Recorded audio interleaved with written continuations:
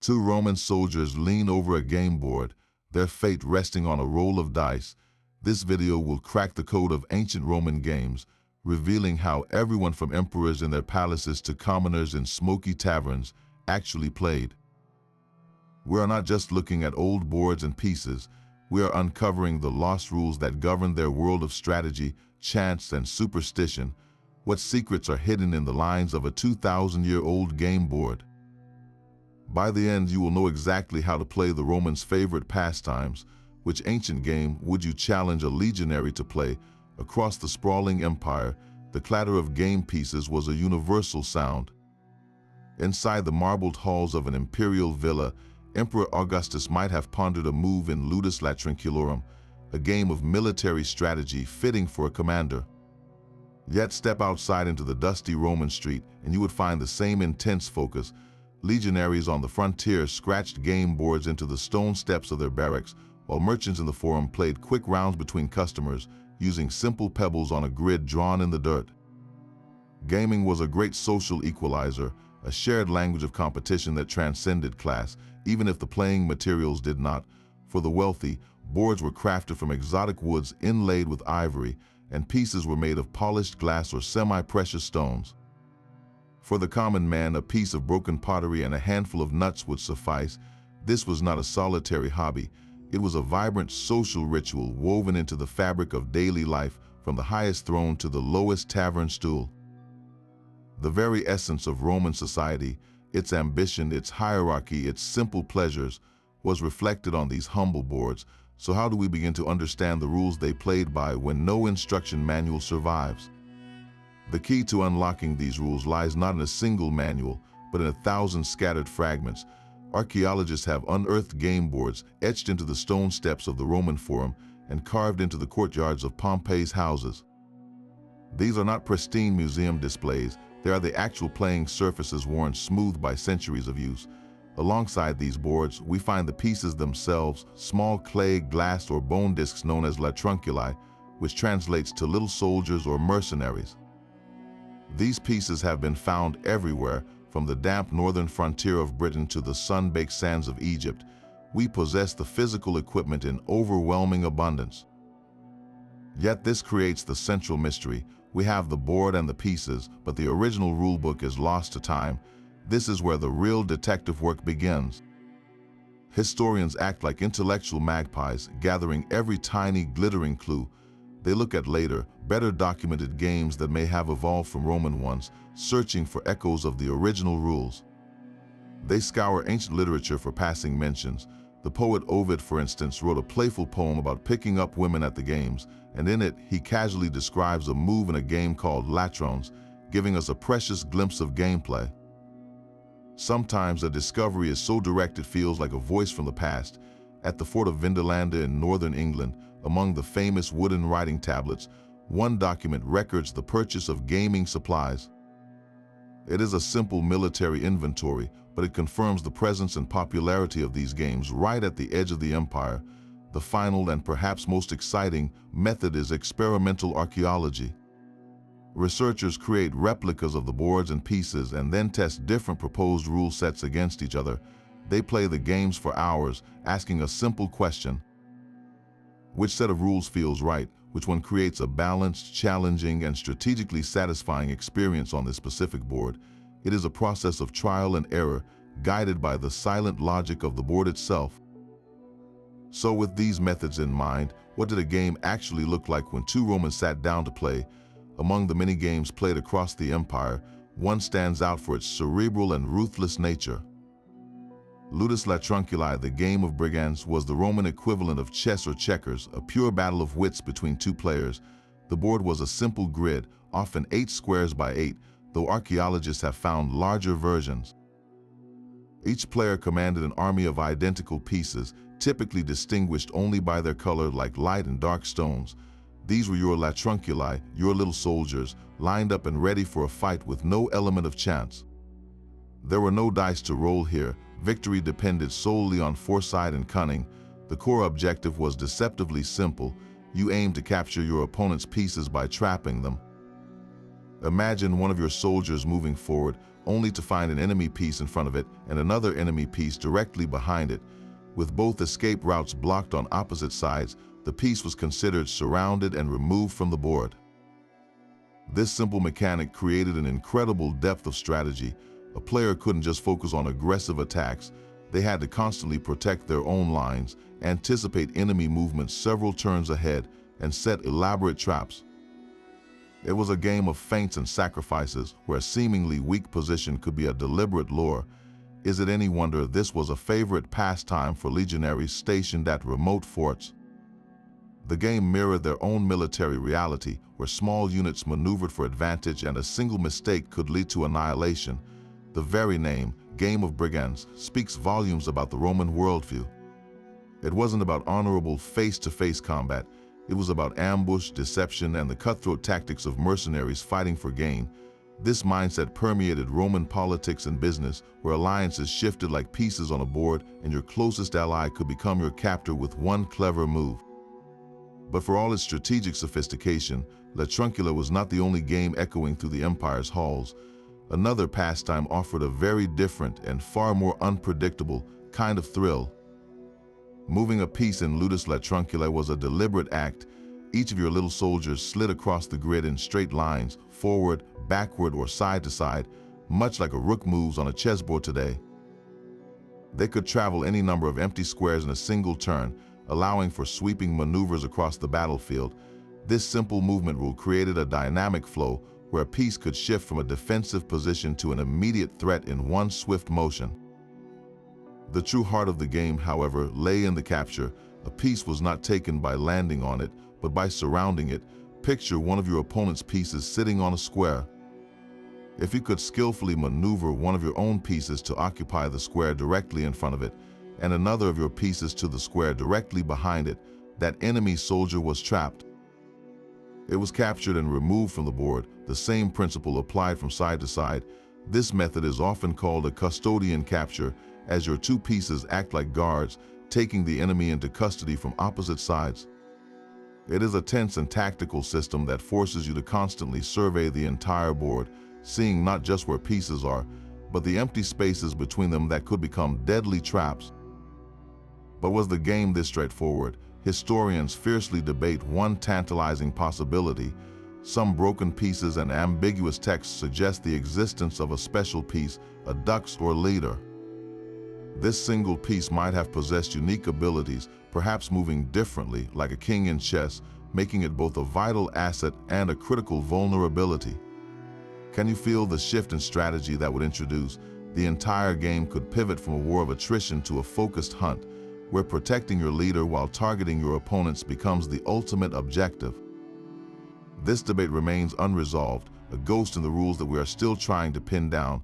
Playing it out today feels like a high-stakes game of checkers mixed with the spatial control of Go, every move a balance between building your own formations and dismantling your opponents. One wrong slide of a piece could open a fatal gap in your lines or walk you directly into an ambush you never saw coming. Mastering the game of brigands required more than just knowing how to move and capture. True expertise lay in advanced formations and psychological warfare. Skilled players would create bonds between their pieces, placing two of their own soldiers side by side. This simple formation created a powerful defensive wall. A bonded pair could not be captured in the standard way, because an enemy piece could never occupy the space between them. They protected each other, becoming an immovable obstacle on the board. The real art was using these bonds not just for defense, but as the anchors of a larger strategy. You would use these secure pieces as a base to launch attacks, luring your opponent's soldiers into traps. A common tactic was the sacrifice play, deliberately leaving a single piece exposed to make it look like an easy target. Your opponent, seeing a chance for a capture, would move in, only to find their own piece suddenly surrounded from the flanks. It was a game of misdirection, where what you showed your enemy was often the opposite of your true intention. This leads to the great unresolved debate about how you actually won the game. Was victory achieved by simply capturing more pieces than your opponent, or was the entire game built around the hunt for a single leader, the dux? If the dux existed, the entire game would transform. Capturing ordinary soldiers would become a means to an end. a way to weaken your opponent's defenses to get to their commander. The ultimate victory would be the isolation and capture of that one special piece, a checkmate that ended the conflict instantly. Without the ducks, the game was a war of attrition, a slow grind to wipe out the enemy army piece by piece. We may never know the definitive answer, which is what makes reconstructing the game so fascinating. Either way, the mental skills it cultivated were undeniable. Every move demanded logical thinking and deep foresight. A Roman commander planning a campaign had to think in exactly the same way. He had to anticipate enemy movements several days ahead, secure his own supply lines, and be willing to sacrifice a small unit to win a larger battle. A magistrate negotiating in the forum used the same principles of strategic pressure and tactical alliance. For the Roman elite, the board was a training ground for the mind. Mastering Latrunculi was not merely a way to pass the time. It was a mark of a sharp, disciplined intellect, a visible demonstration that you possessed the strategic prowess needed to lead legions or govern provinces. This deep, thoughtful game, however, shared the Roman world with a pastime that was its polar opposite. Where Latrunculi was all about control and calculation, another game embraced pure, exhilarating chaos. The calculated silence of Ludus Latrunculi was shattered by the frantic rattle of dice. For every Roman who enjoyed a slow, strategic battle of wits, there were a dozen more drawn to the heart-pounding thrill of pure chance. This was the world of Tali and Tesseri, the true dice of destiny. Tali were the ancient predecessors of modern dice, crafted from the astragalus bones of sheep or goats.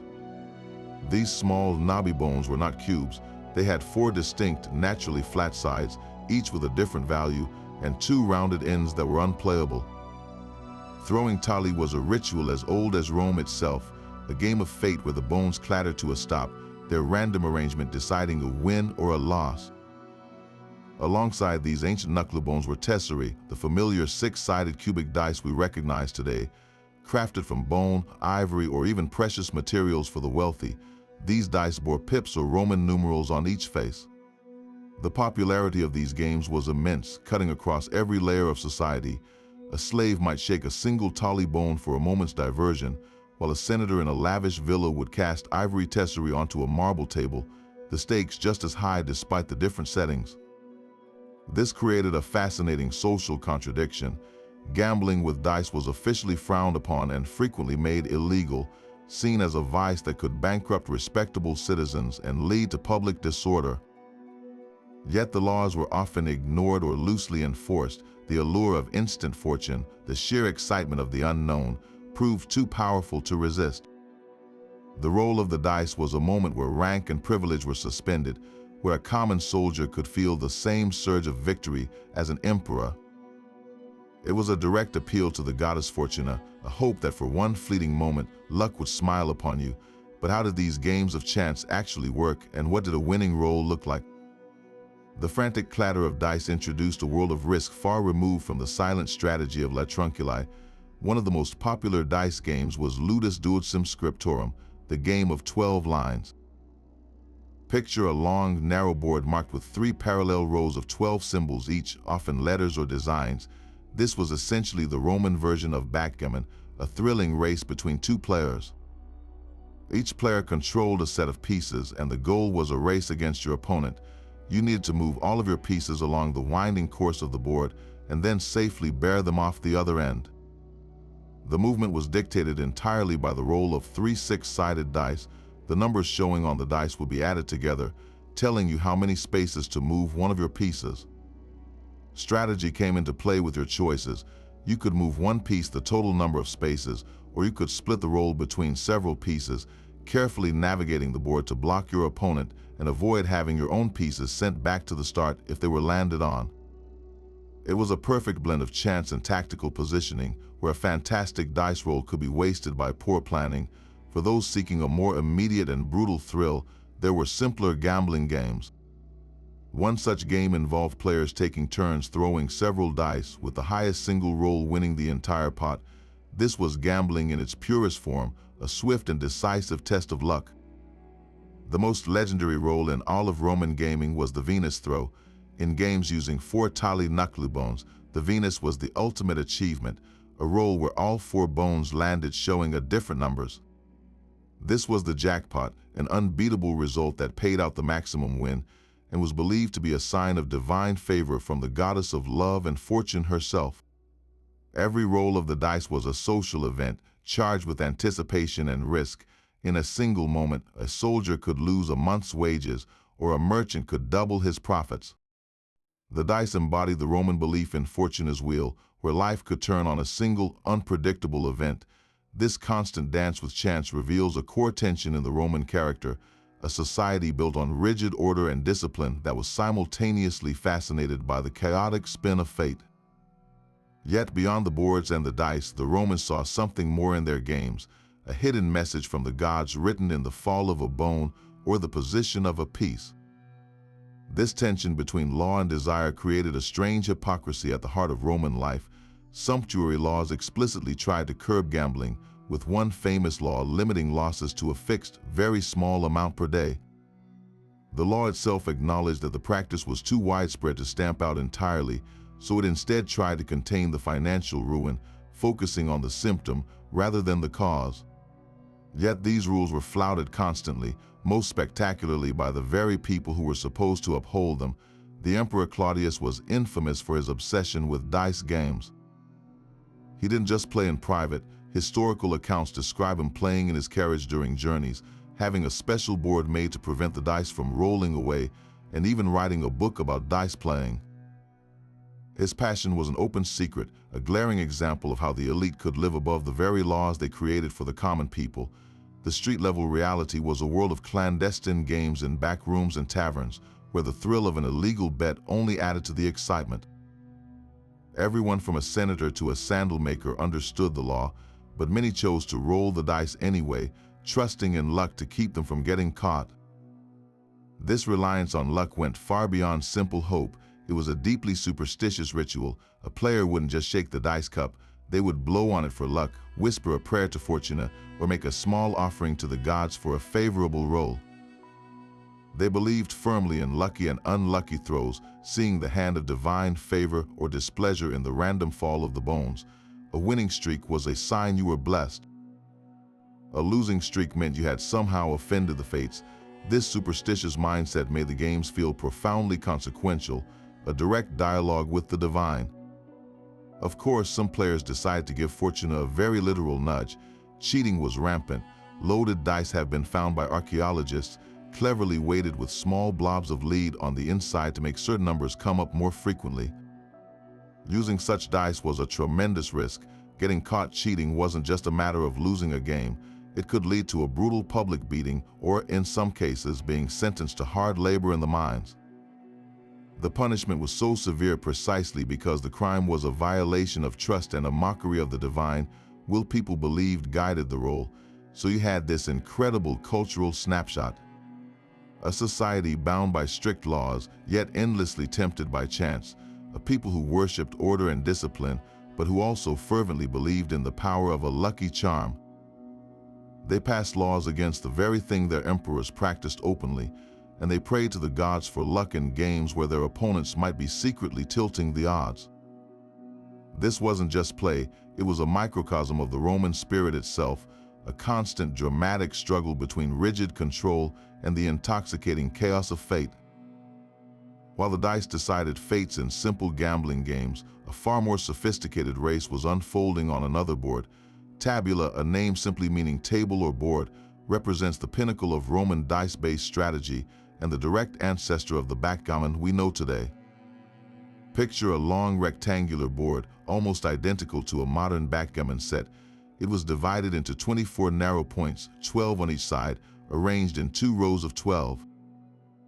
2 players would sit opposite each other, each with a set of 15 pieces, their colors distinguishing friend from foe. The objective was an exciting and tense race. You had to move all of your pieces from their starting position, around the winding course of the board, and finally bear them off the other end before your opponent could do the same. But this was not a simple sprint. Your every move was governed by the roll of 3 dice, making it a brilliant blend of luck and deep tactical choice. The game's immense popularity is cemented by a remarkable historical anecdote. We have a surviving poem that details a specific and disastrous game played by Emperor Zeno in the 5th century. The poem describes his position on the board with such detail that historians have been able to reconstruct the entire game. Zeno, despite his imperial power, was poised for a crushing defeat after a single unlucky roll of the dice. He was about to be hit with a devastating backgammon, a situation where his pieces were so vulnerable he stood to lose multiple times the normal stake. This story gives us an incredible window into the past, not just telling us the game existed, but showing us how it was played with high stakes and high emotions. So how did you actually play Tabula? The rules are among the best preserved of any Roman game, thanks to later texts that kept the tradition alive. Each player began with all 15 of their pieces off the board. You would enter your pieces onto the starting point based on your dice rolls. Once all your pieces were in the race, the real strategy began. The numbers you rolled on the 3 dice could be used in a few ways. You could move one piece the total number of spaces, or you could split the roll between 2 or even 3 different pieces. This choice was everything.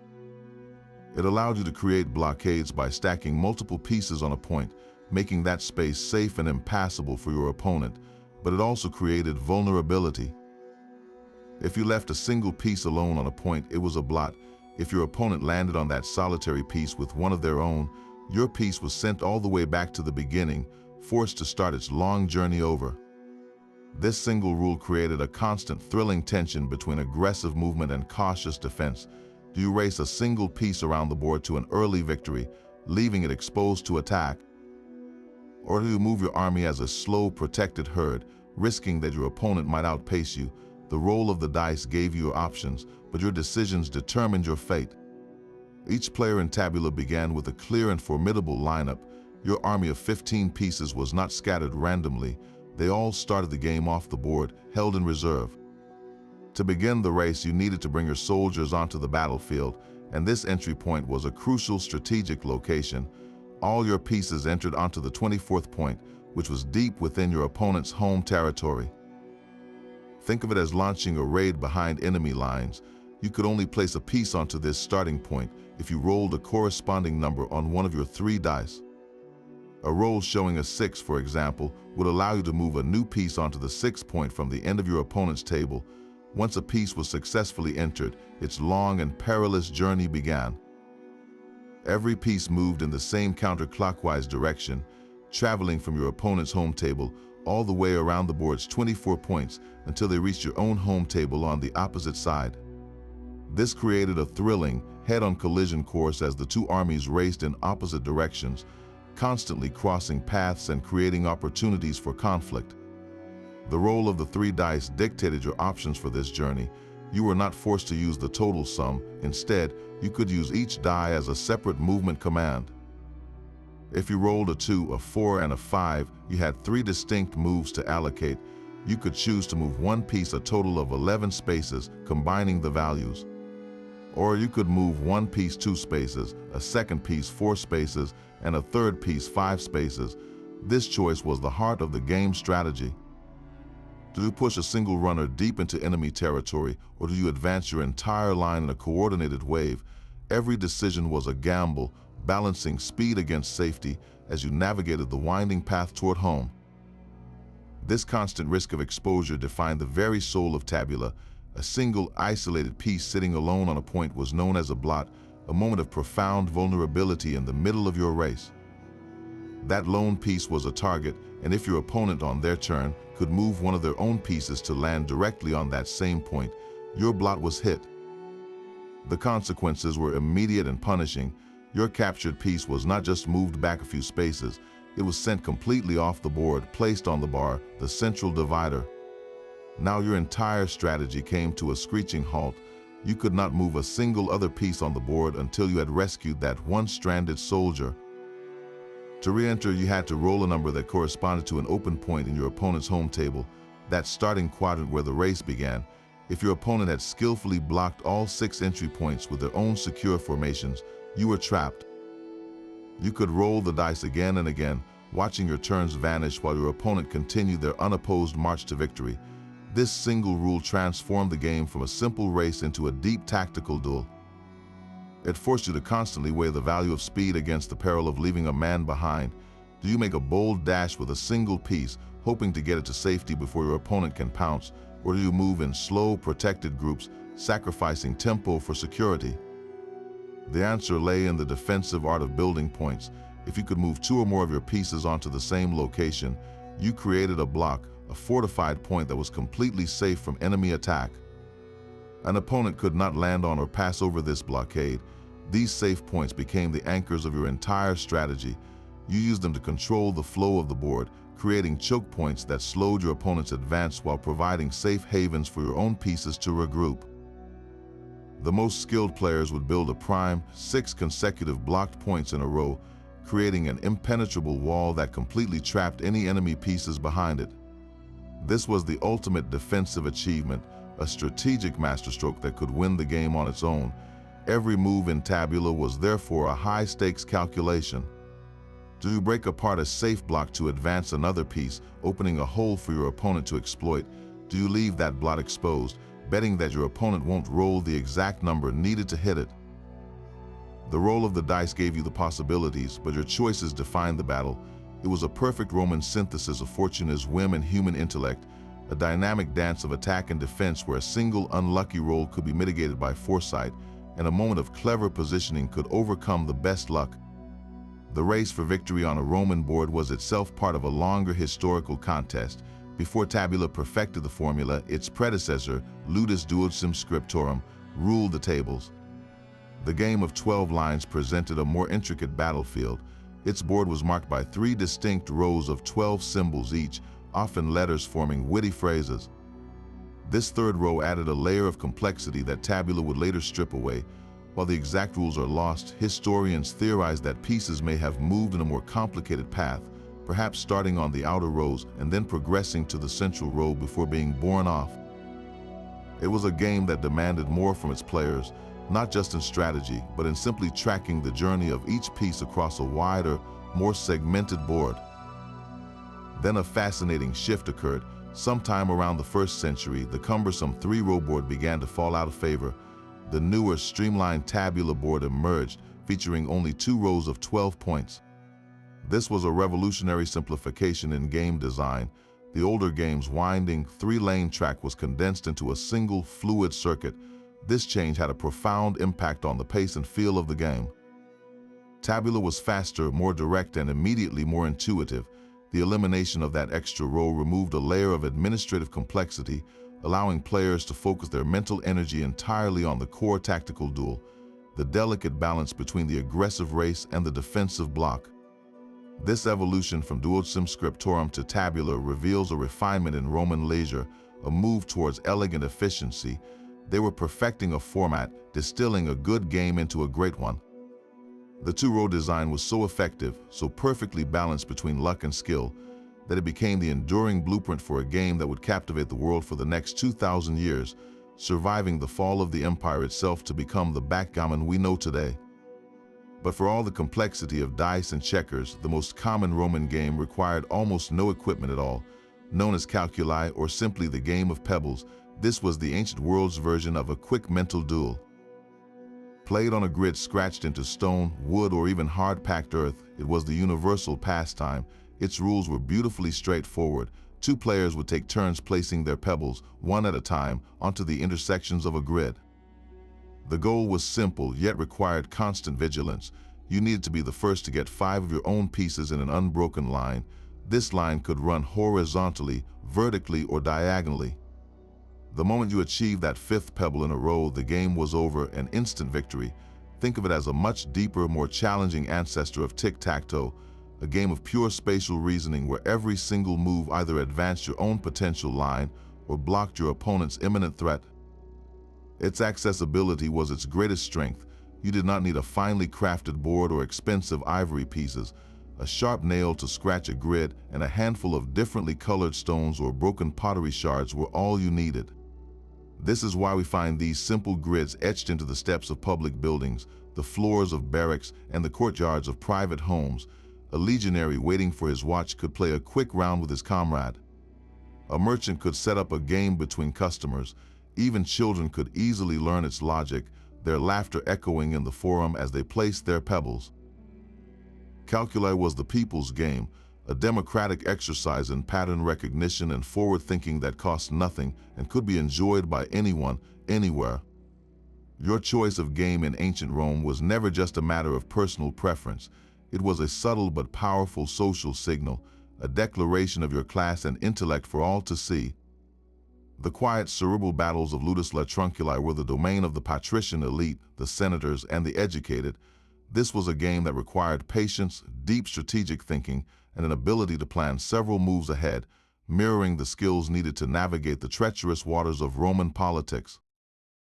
To be a master of Latrunculi was to publicly demonstrate your superior mind, setting you apart from the common masses. It was a pastime for the villa, not the tavern, a genteel contest of wits that reinforced the social hierarchy with every captured piece. Meanwhile, the raucous energy of the dice games thrived among the plebeians. In the crowded, smoky taverns and at the bustling street corners, the frantic rattle of tesserae was the sound of the people. These games of pure chance were immediate, democratic, and accessible. They required no formal education, only a willingness to trust in fortuna and a few coins to wager. Here a slave could theoretically win against a merchant, and a soldier on leave could feel the same thrill as anyone else. The social inversion was part of the appeal, a temporary suspension of the rigid social order in favor of chaotic, unpredictable luck. This clear divide, however, was bridged by one remarkable game. Tabula occupied a unique and fascinating middle ground. While enjoyed by all classes, it carried a distinct aura of sophistication. Its perfect blend of luck and skill made it the ideal social leveler.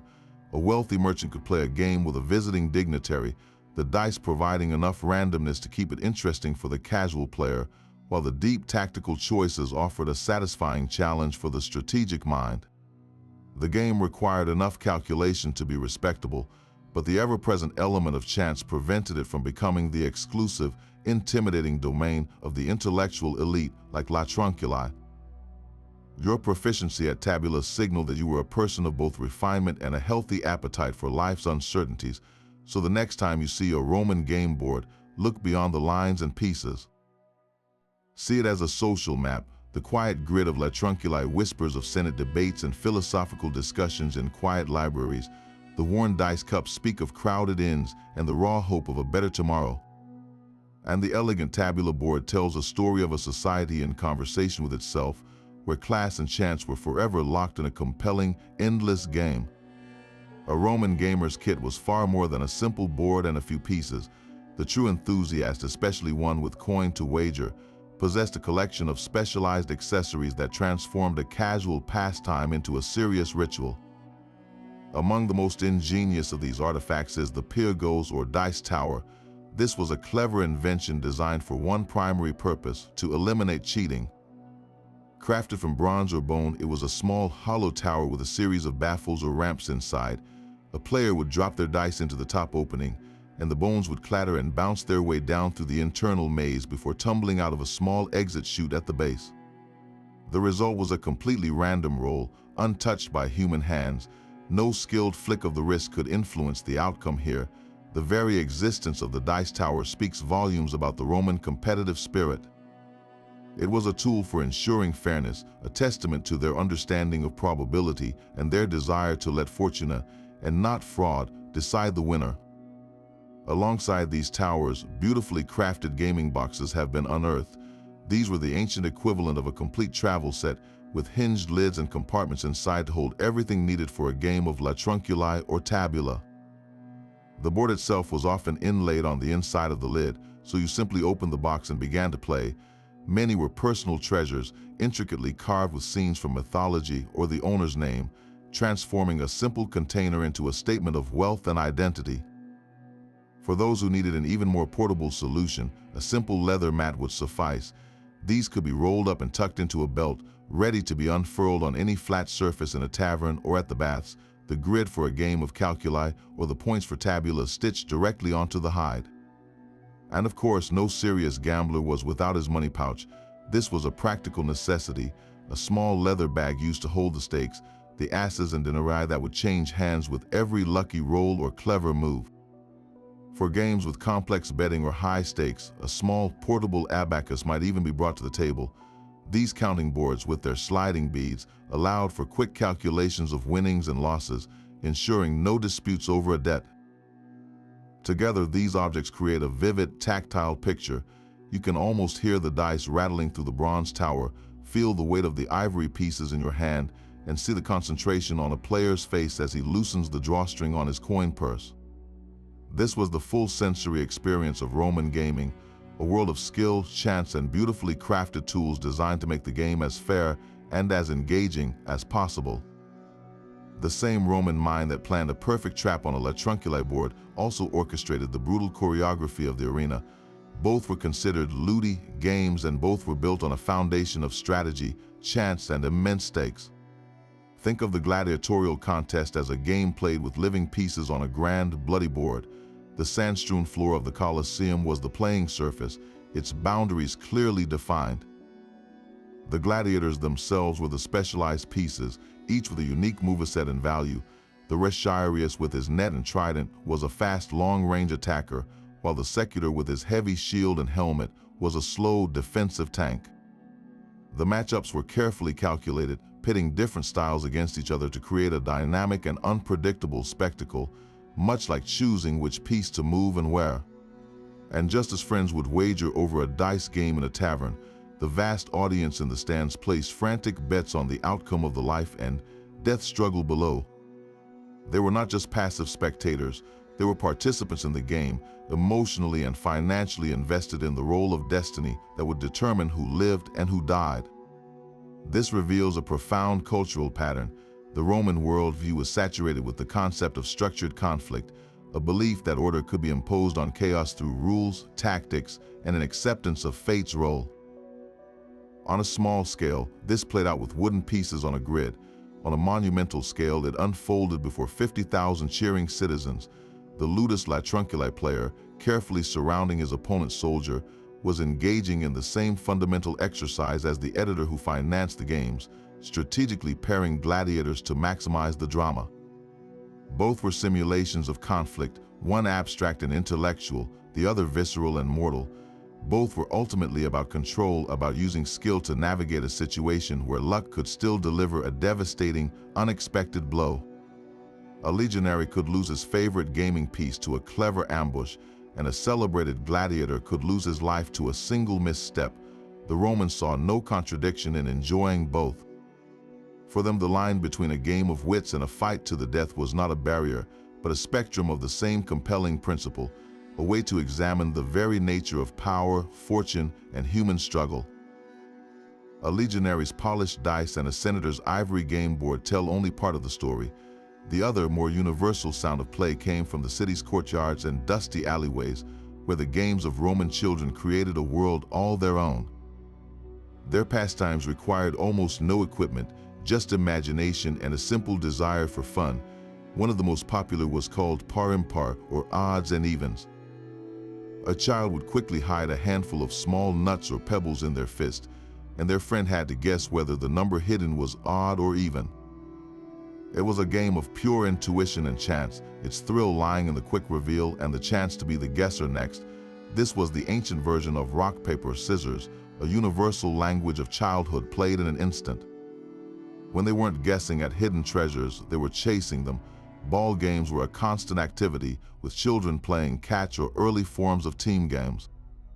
A boy might race through the streets rolling a metal hoop, guiding it skillfully with a small stick, a test of speed and coordination that has echoed through playgrounds for millennia.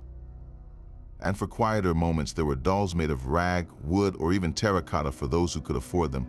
Little girls would dress and care for these figures, some with movable limbs, practicing the roles they would one day assume as matrons of their own households.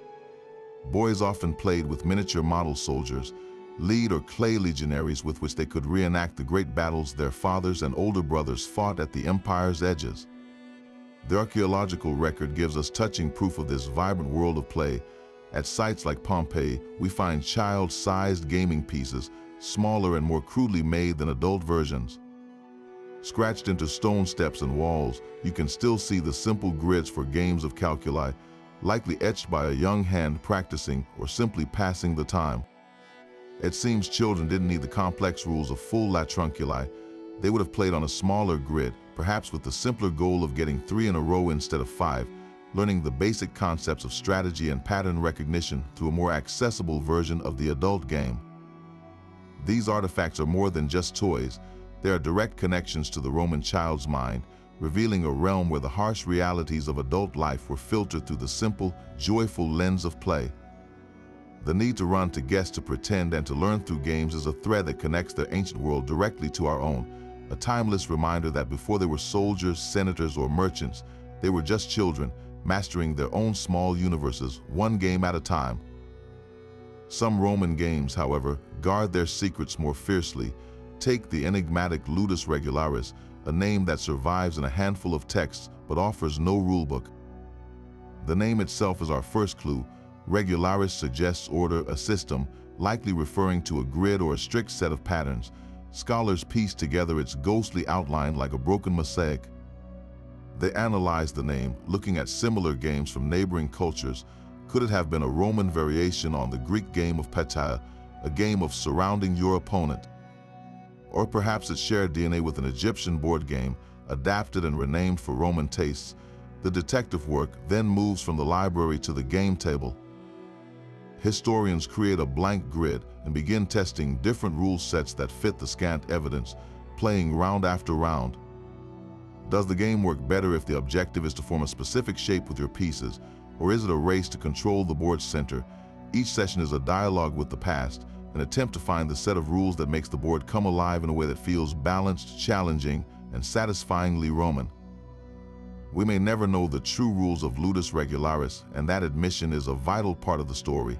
History is not a completed puzzle, it is a collection of fragments with as many gaps as there are pieces. This enduring mystery makes the games we have successfully decoded, like Latrunculi and Tabula, feel like genuine treasures.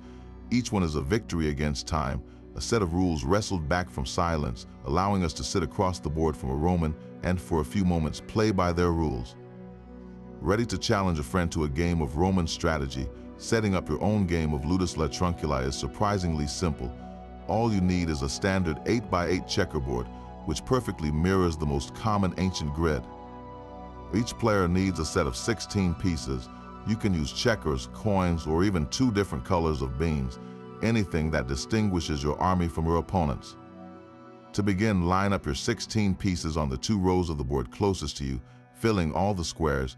Your opponent does the same on their side, leaving the central 4 rows of the board completely empty. This creates your initial battle line, 2 opposing forces staring each other down across a no man's land. The goal is to capture more of your opponent's pieces than they capture of yours, or to strategically immobilize their entire army. Now for the movement, players take turns moving 1 piece per turn. Your pieces, your little soldiers, slide in straight lines, forward, backward, left or right, just like a rook in chess. They can move any number of empty squares in one direction, allowing for bold advances or tactical retreats. You cannot move diagonally. The heart of the game is the capture.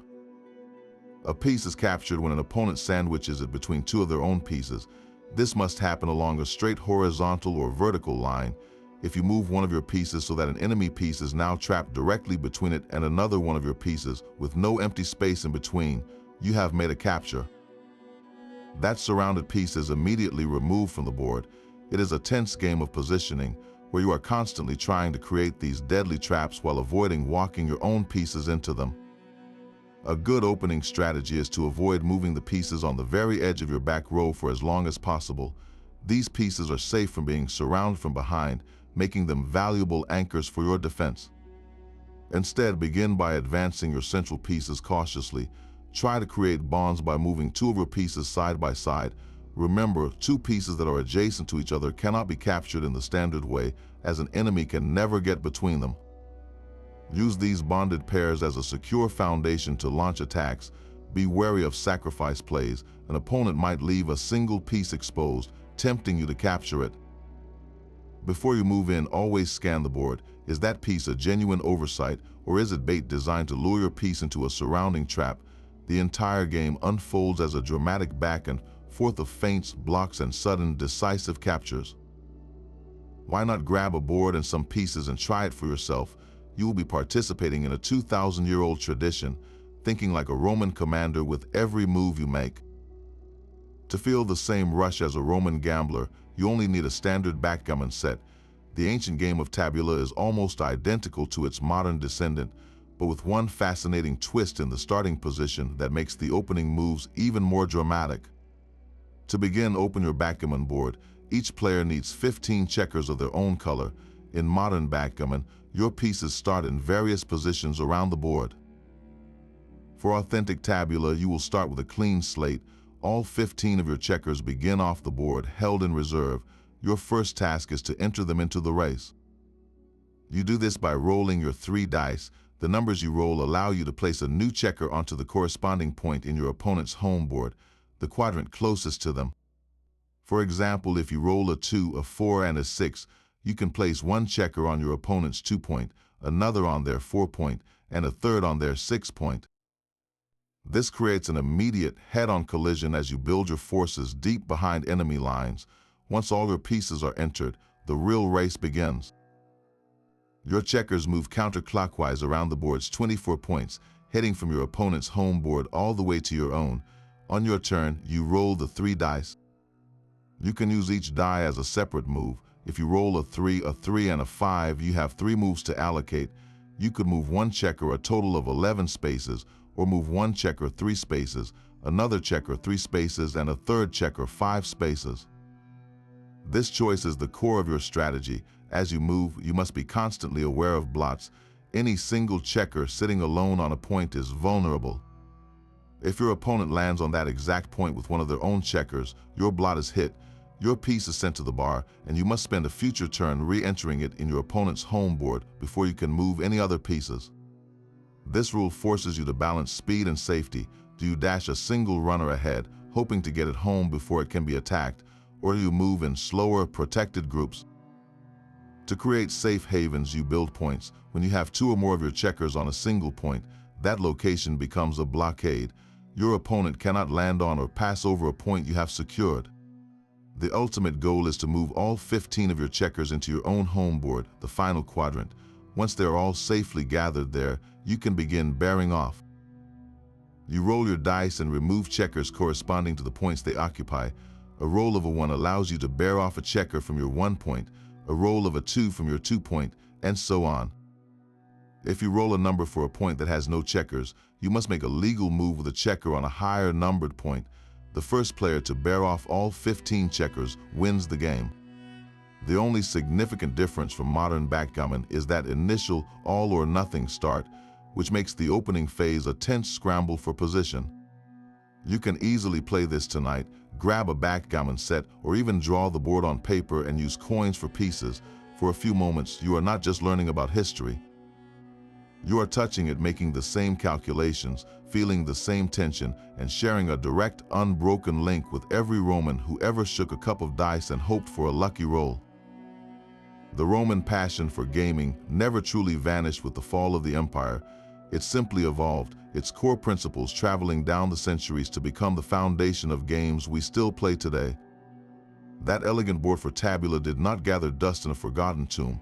Its 2-row design and race and block mechanics were so perfectly balanced that they survived intact, carried through the Byzantine Empire and the Islamic world to re-emerge in medieval Europe as tables games, and finally as the backgammon we know now.